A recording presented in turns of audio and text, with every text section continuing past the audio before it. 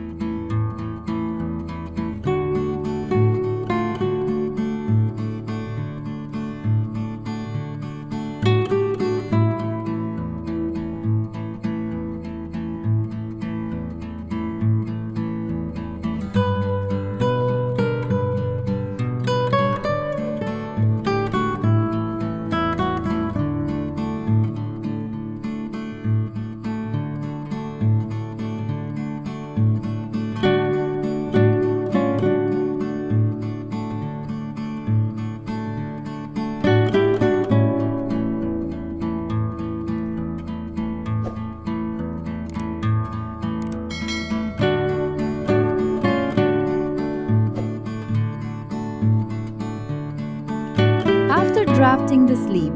Measure the armhole circumference with a standing tape.